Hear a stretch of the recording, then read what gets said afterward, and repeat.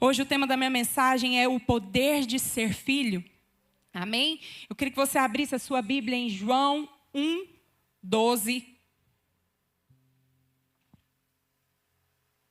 É um versículo muito conhecido que diz assim: mas todos a quanto o receberam, deu-lhes o poder de serem feitos filhos de Deus, a saber, aos que creem no seu nome.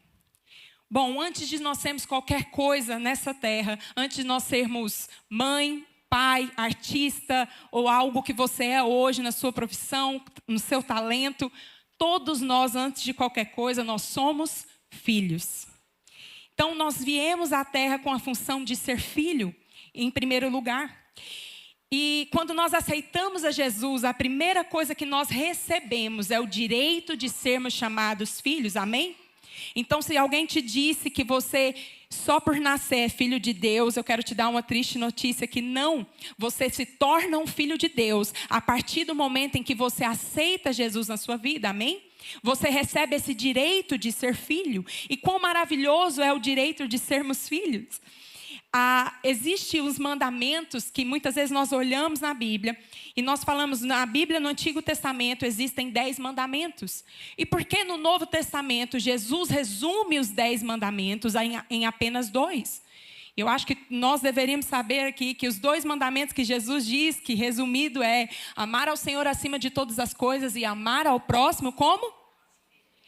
Jesus resume os mandamentos a isso, mas não significa que ele está anulando os 10 mandamentos. O que Jesus está fazendo aqui é que ele coloca o relacionamento e o amor como centro do reino de Deus. Amém? Então o reino de Deus, ele se resume em relacionamento. Jesus está falando, se você vive um relacionamento, se você flui em amor, você vai conseguir cumprir os mandamentos. Amém? Então a palavra diz, ame ao Senhor teu Deus e ame o seu próximo como a ti mesmo. Obedecer aos mandamentos é uma expressão de amor. É uma expressão de relacionamento com Deus. Muitas vezes nós não conseguimos obedecer a Jesus, obedecer a palavra, porque nós estamos fracos no nosso amor, fracos no nosso relacionamento com Ele. E Jesus disse, se vocês me amam, vocês guardam os meus mandamentos. Amém? Então, relacionamento é o que Jesus veio no Novo Testamento focar. E eu gosto muito de uma história que é muito conhecida de Davi. Existe uma história lá em 1 Samuel 17, se você quiser abrir, no capítulo 17, versículo 33. Existe uma história, eu vou contextualizar para vocês, em que Davi, ele é ungido rei. Só que ele pastoreava as ovelhas de seu pai. E ele foi ungido muito novo rei. Chega um profeta, procura Davi e unge ele rei. E Davi continua vivendo ordinariamente, que é a sua vida ali no ordinário, fazendo as coisas comuns que ele fazia.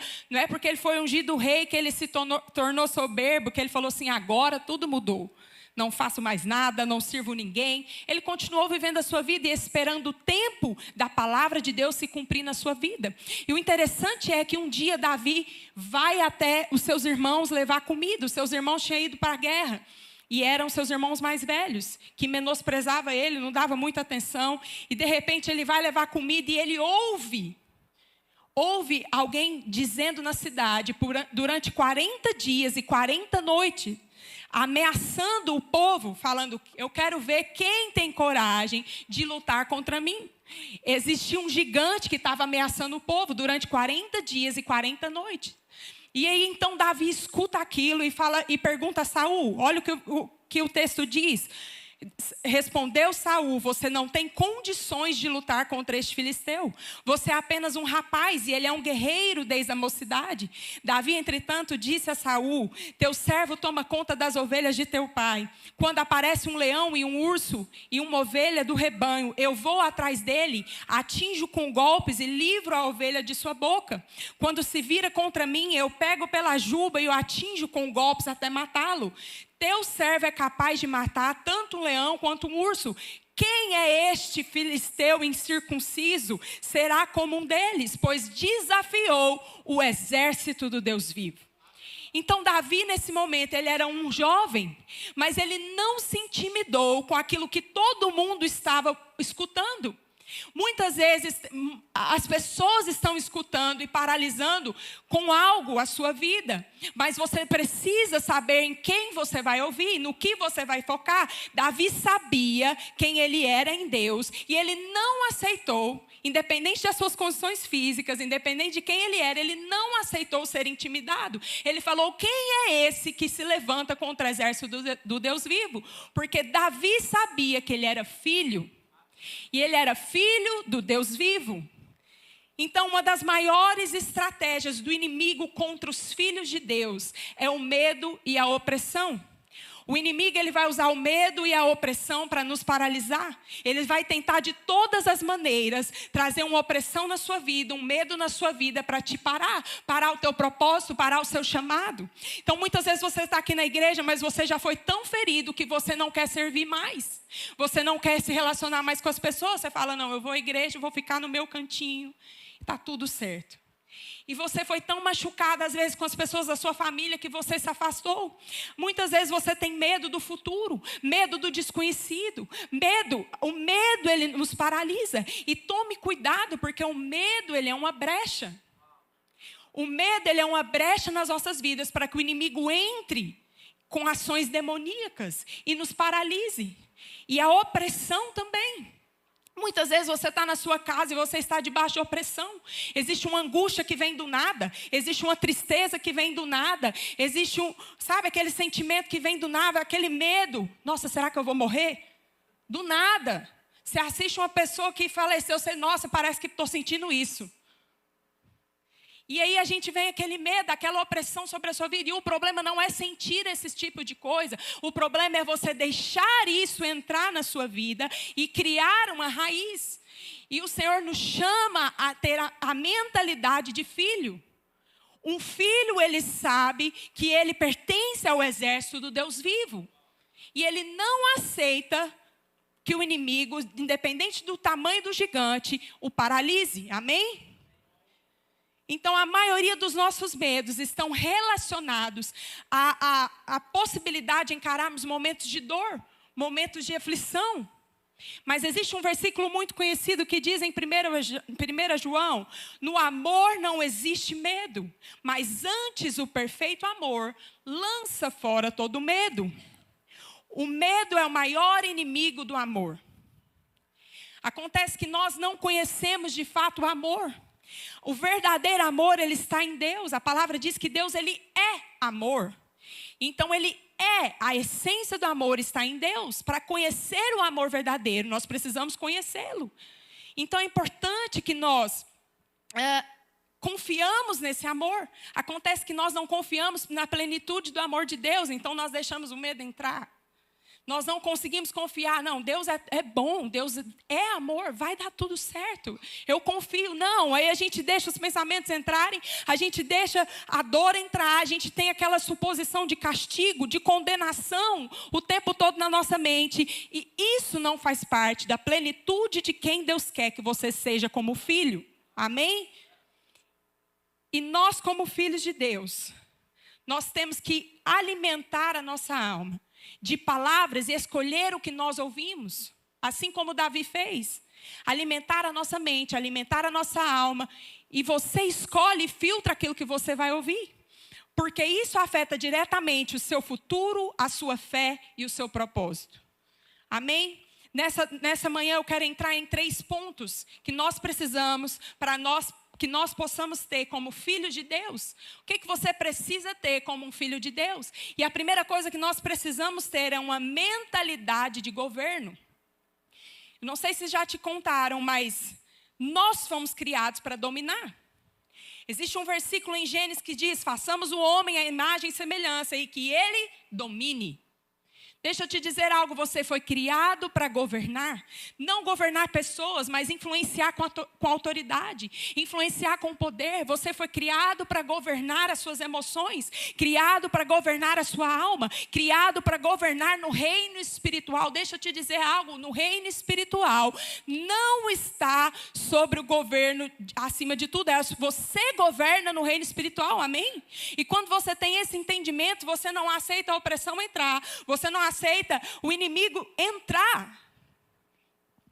Então, nós precisamos ter uma mentalidade de governo. Não é difícil entender o reino para quem tem uma mentalidade de governo. Eu gosto muito de uma passagem em Lucas 7, que conta a história de um centurião.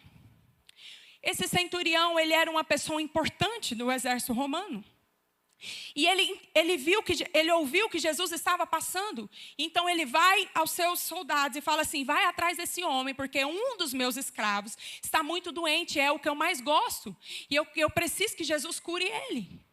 E acontece que Jesus estava muito ocupado. E quando esse oficial chega diante dele, ele fala: calma, eu vou lá. Mas o centurião não quis esperar, porque o que ele entendia? Ele entendia de governo.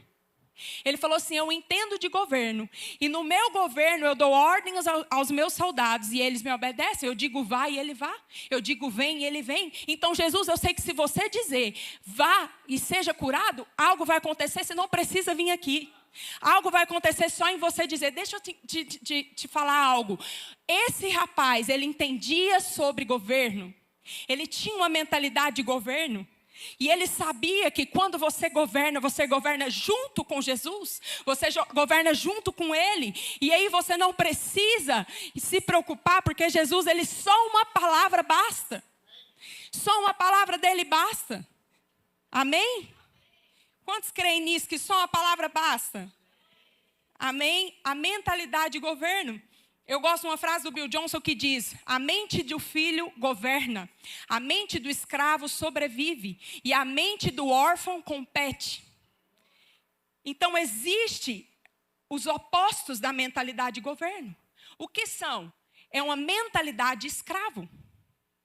Muitas vezes nós somos aprisionados numa mentalidade de escravo ou numa mentalidade de órfão. Como que eu identifico isso? Eu vivo com medo, eu vivo inseguro. Eu não consigo ter uma visão do futuro, porque eu estou paralisado no passado, eu estou paralisado naquilo que me causa medo. Eu me conformo com o que eu estou vivendo. Você já viu aquela pessoa que se conforma com a situação que está vivendo? Fala assim: é assim mesmo, gente. É assim mesmo. A vida é essa, vamos viver isso aqui. A pessoa se conforma, ela tem uma mentalidade de escravo. A mentalidade de órfão é uma pessoa que precisa se provar o seu valor o tempo todo. É uma pessoa que vive em comparação, ela precisa mostrar para os outros. Ela precisa buscar a afirmação das pessoas. O que fulano está pensando? Meu Deus, se eu postar isso aqui, fulano vai falar o quê? O que fulano acha que eu sou? E aquele o tempo todo preocupando com o que as pessoas estão pensando, ou se comparando, é uma mentalidade de órfão. Ele não consegue confiar no amor do pai. Então nós precisamos tomar cuidado para nós não termos essa mentalidade de órfão e de escravo, porque o Senhor nos convida a viver uma mentalidade de filho, amém? E de governo.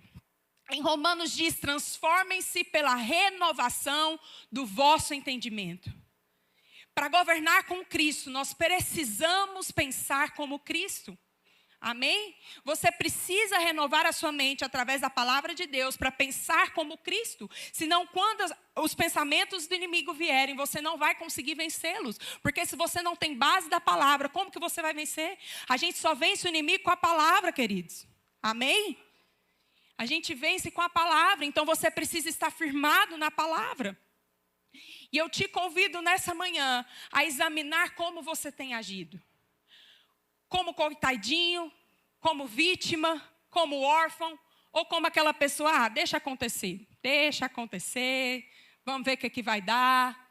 Em nenhum momento Deus nos chama para viver isso. Essas realidades, Deus nos chama para sermos filho. E filho do rei, que tem acesso a tudo do rei. Amém? Que governa com ele. E principalmente, você não tem acesso só a todas as bênçãos, só a todo milagre, todo poder que existe no reino. Você tem acesso ao próprio rei, amém? Olha que maravilhoso, nós temos acesso ao próprio rei. Nós temos acesso ao nosso próprio Pai Celestial. Você não precisa do intermediário, você não precisa de um sacerdote para fazer um sacrifício. Você tem acesso ao Pai. Amém? E será que você tem entendido que você é filho? E nessa manhã eu te convido a ter uma mentalidade de governo. A gente só consegue governar por fora quando a gente entende quem nós somos por dentro. Quando você entende quem você é, quem você foi feito para ser, amém? Nós não somos apenas servos, nós somos herdeiros e cordeiros. Aleluia! A palavra diz: você é herdeiro e cordeiro, você não é espectador, você entra em parceria com os céus, e assim o céu se move sobre a terra. Deus não nos chamou para que nós venhamos aqui e ficar, eu sou filho, então vou só esperar as coisas acontecer, vou ficar aqui fazendo nada. Não, você entra em parceria com Deus. Deus age juntamente com você. Amém? Esse é o relacionamento que Deus quer com a gente, porque nós não somos planta, amém? Ninguém quer planta, samambaia. E nós entramos em parceria com os céus. Eu colaboro com o Senhor. E eu me relaciono com o Senhor. E então o céu se move. E então os céus se abrem. E então os céus se manifestam. Eu amo um versículo que diz que a criação aguarda a manifestação dos filhos. Amém? Gente, reage. Tem gente aguardando a manifestação da sua vida. Tem gente aguardando algo que vai sair da sua boca. Tem gente aguardando você abrir a sua boca, o seu talento, os seus recursos para manifestar a glória de Deus. É para isso que você foi criado. É tão simples. Eu vejo as pessoas numa luta incessante em saber o seu propósito. Se você abrir uma caixinha de pergunta, talvez a que mais disparada assim vai ser perguntada é: qual é o meu propósito? Como que eu entendo o meu propósito? Calma. O seu propósito é simples. O que Deus colocou na sua mão? O que você é bom? Qual o talento que você tem? O que você gosta? O que Deus te deu hoje? Esse é o seu propósito. É usar isso para a glória de Deus. Amém? É usar isso para a glória de Deus. É manifestar o reino de Deus nisso.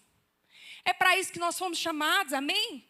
Para isso nós precisamos de uma mentalidade de governo.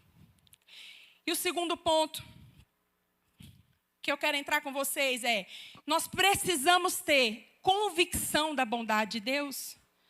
Gente, eu amo esse versículo em Salmos que diz: provai e vede que o Senhor é bom. Bem-aventurado o homem que nele confia.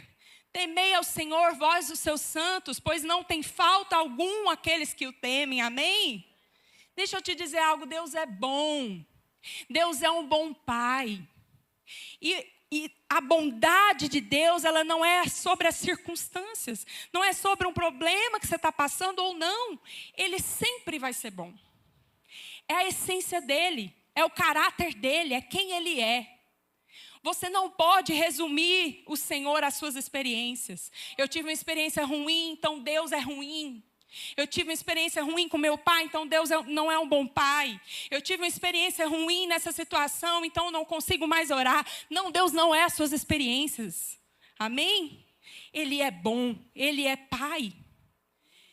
Acontece que quando nós experimentamos mais de Deus, de fato, não tem como, queridos, nós não queremos mais. Se muitas vezes você está paralisado, sabe aquela chama que um dia queimou e não queima mais? Existe algo errado. O Senhor nos chama para conhecê-lo e prosseguir em conhecê-lo. E muitas vezes nós já tivemos experiências com Deus, mas nós ficamos paralisados pelas decepções, pelas frustrações.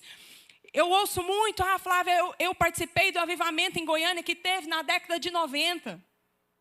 Eu participei de avivamentos, eu já tive experiências lindas com o Senhor, já participei disso, já fiz isso, já fiz aquilo. E hoje, como você está, não interessa o que passou, como você está diante de Deus. Você continua crendo na bondade do Senhor, você continua buscando experiências com o Senhor, porque se algo te paralisou, isso está errado. O Senhor nos chama para viver a bondade. Deixa eu te falar, todos nós vivemos a bondade de Deus, amém? Porque a bondade de Deus, ela é para o justo e para o ímpio, não interessa, Deus é sempre bom. Mas a palavra nos diz o quê? Provai e vede. Você não só experimenta, você precisa enxergar. Será que nós temos conseguido enxergar a bondade de Deus todos os dias das nossas vidas? Porque enxergar luta, todo mundo consegue. Olha, enxergar luta, enxergar problema, a gente consegue, preocupação. Mas será que a gente consegue enxergar a bondade de Deus? Então o salmista nos convida: prova e vê, enxergue a bondade. Amém? Enxergue o que Deus tem feito. E aí nós conseguimos o quê? Ver que é a essência de Deus. Que Ele não nos condena. Ele é bom. Amém? Ele não te chamou através da condenação. Ele não quer saber o que você já fez. Ele é bom. Existe uma diferença entre saber e provar. Muitas vezes você sabe muito, já estudou muito, sabe teologia, sabe tanta coisa. Mas o saber, ele é teórico. E o provar, ele faz parte da experiência. Amém?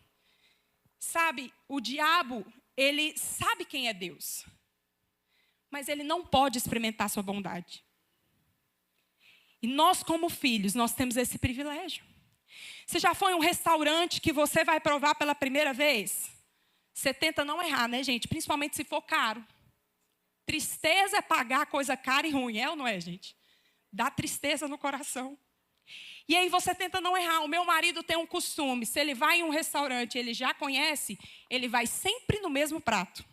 Dá até aflição.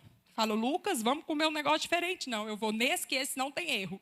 E aí eu gosto de me arriscar, mas às vezes não dá certo, tá, gente? Ó, não dá certo. Mas quando você prova algo e vê que é bom, você quer contar para todo mundo. Você fala, ó, tem um lugar, você tem que comer isso aqui. Você tem que experimentar esse negócio, é maravilhoso. Uma vez eu fui com meu pai na praia e a gente foi experimentar uma tal de ostra. Gente do céu. Quem gosta aí, fala amém. Deus te abençoe. E aí nós fomos experimentar a ostra. E eu tive a plena convicção de que o quê? Aquilo não era relevante, gente. Não é relevante. Eu não preciso disso para viver. Está tudo certo. Amém. Deus abençoe quem gosta. É porque quando nós experimentamos e nós provamos, nós conseguimos enxergar.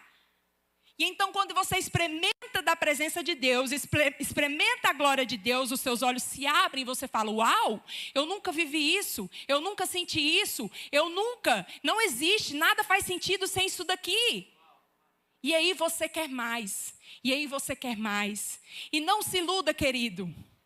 Deus não se resume a nós, a gente nunca vai pôr ele numa caixinha, então sempre existe mais. Amém? Sempre existe mais. Mas acontece que nós precisamos buscar esse mais, buscar essas experiências com o Senhor. As nossas experiências não podem estar baseadas só em palavras proféticas. Muitas vezes a gente não ora, presta atenção nisso aqui que isso é forte.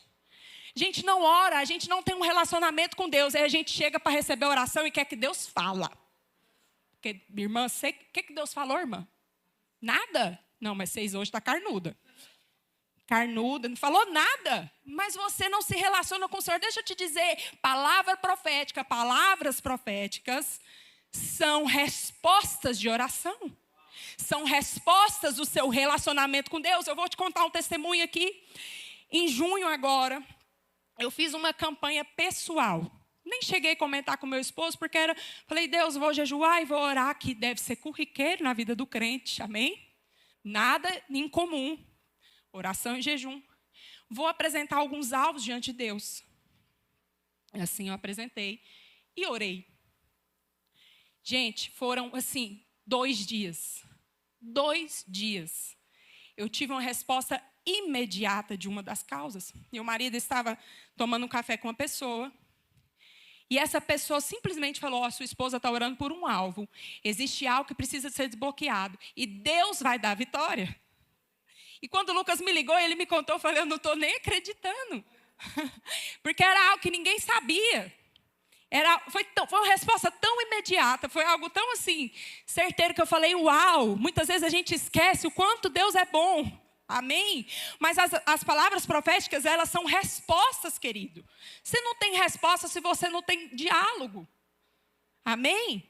Então busque essas experiências com o Senhor. Qual foi a última vez que você teve uma experiência com Deus? Ou talvez você nunca teve e pode ser a primeira.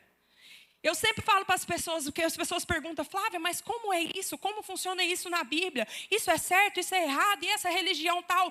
Eu prefiro que as pessoas experimentem. Eu prefiro que as pessoas tenham o seu próprio encontro, porque o que de fato faz diferença é elas terem esse encontro pessoal. Eu posso te falar aqui, lindamente um livro acerca de Deus, acerca de Jesus, mas é só o seu encontro pessoal que vai fazer diferença. E você só vai ter ele quando você busca, amém? Não sei se vocês já tiveram a experiência de ter um sonho onde Deus fala com você.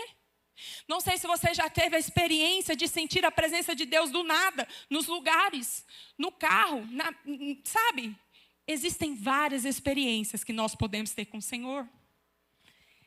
Então, quero te desafiar a buscar essas experiências. Amém? O salmista diz assim no Salmo 63, a minha alma tem sede de ti, o meu corpo te almeja numa terra seca e exausta. O salmista sabia que era a fome dele por Deus, a sede dele por Deus, que levava ele a ter experiências extraordinárias com o Senhor, amém? Davi não era um homem segundo o coração de Deus, porque ele era diferenciado. Davi era diferente da gente, não tinha nada de diferente, irmão. O que ele tinha é o conhecimento de que ele era filho e que ele podia acessar. Acessar o Pai em todo momento, acessar o coração do Pai em todo momento, e ele fazia isso. Ele se rendia, ele se quebrantava. Então, há quanto tempo você não tem contemplado a bondade de Deus? Há quanto tempo você não tem tido essas experiências com o Senhor? Tantas vezes as necessidades nos paralisam. A gente fica tão focado no que a gente está precisando, né? No nosso problema, na nossa... Deus, eu preciso disso, resolve essa causa para mim. Deus, esse meu filho que está desviado. Deus, esse problema, Deus, essas circunstâncias. E Deus não tem problema com isso, Ele tem prazer em nos abençoar. Mas muitas vezes nós esquecemos a parte principal. Nós somos criados para hospedar a presença de Deus. Amém? Qual que é a diferença sua para uma pessoa do mundo que não tem acesso ao Espírito Santo? É hospedar a presença de Deus. A presença de Deus, ela habita em você. Você hospeda ela e você tem essas experiências com o Senhor e então você vive uma habitação da glória. Olha que poderoso, gente, você poder habitar, hospedar a glória de Deus em você. Amém? Isso é poderoso. Muitas vezes a nossa consciência da bondade de Deus tem que ser maior que a consciência dos problemas que nós enfrentamos. Amém? Aumente a sua consciência da bondade de Deus. Para que quando você estiver enfrentando os problemas, isso não te paralise, isso não seja algo que vai te frustrar. Que você olhe Deus como um Deus que é carrasco, um Deus que condena. Muitas vezes você vê uma situação tão dolorida que você não entende. Deus, por que eu estou passando por isso? Ou por que eu passei por isso? Mas Deus não deixa de ser bom por isso, amém? Deus tem muito mais para nos mostrar, muito mais para nos revelar, muito mais para os filhos e filhas de Deus, amém? As experiências são um convite para nós irmos além no Senhor. E o terceiro ponto que eu quero entrar nessa manhã é: nós precisamos ter, como filhos e filhas de Deus, um compromisso com a promessa. Bom, não sei se você sabe, mas a Bíblia, ela tem mais de 8.000 promessas para os filhos e as filhas de Deus, amém? Então você nem precisa tanto de uma palavra profética, é só abrir sua Bíblia. Tem mais de 8.000 promessas lá para você. Mas qual que é o problema? Muitas vezes nós temos a promessa aqui, e aí nós temos duas coisas que lutam com as promessas, contra as promessas. Já viu aquele diabinho dos desenhos? É isso. Uma chama dúvida e a outra chama passividade. Então nós vivemos dois extremos. Aqui está a promessa. Muitas vezes a gente deixa a dúvida entrar, ou a gente vive assim, será? E se, né? Não, mas, sabe aquela incerteza? Ou então a gente entra em um lugar de passividade. O que a gente faz? Vai deixando a vida levar, vai deixando levar, não ora. Deus falou, vai acontecer. É isso, né? Deus falou, vai acontecer, vou ficar aqui. Uma vez eu sempre aconselho as meninas solteiras: irmã, comece a orar pelo seu marido, comece a orar pelos seus alvos. Porque muitas vezes a gente entra em um lugar assim, Deus sabe o que eu quero. Deus sabe. E aí a gente não ora. Mas, de fato, Deus sabe. Mas Ele quer ver o seu relacionamento com Ele. Ele quer ouvir você. Ele quer que você se relacione. E as respostas começam até a ser mais rápidas. Então, você precisa orar, sim, pelas promessas. Você precisa guerrear pelas promessas. Não entre nesse estado de dúvida. E não entre nesse estado de passividade, irmão. Amém? Deus não te chamou para ser passivo. Olhar, ficar só contemplando nada. Amém? As promessas não são destinos automáticos. elas são o quê? Um combustível para você orar mais, amém? Para você orar mais, interceder com fé. O céu opera em parceria. Vamos repetir isso? O céu opera em parceria. Não é a parceria dos anjos não, viu, irmão? Os anjos e o céu se movem sozinhos, eles fazem tudo e eu só recebo. Não, você é o parceiro nessa história. O céu opera com você, amém? Porque nós somos filhos e filhas de Deus. Então, o que fazer com a promessa?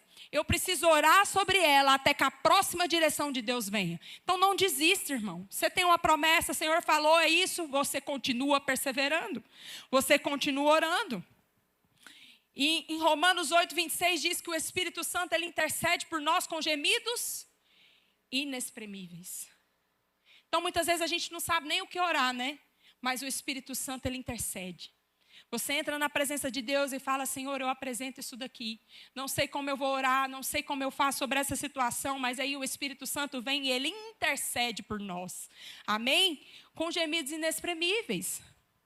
Nós não somos só receptores de bênçãos, mas nós somos participantes.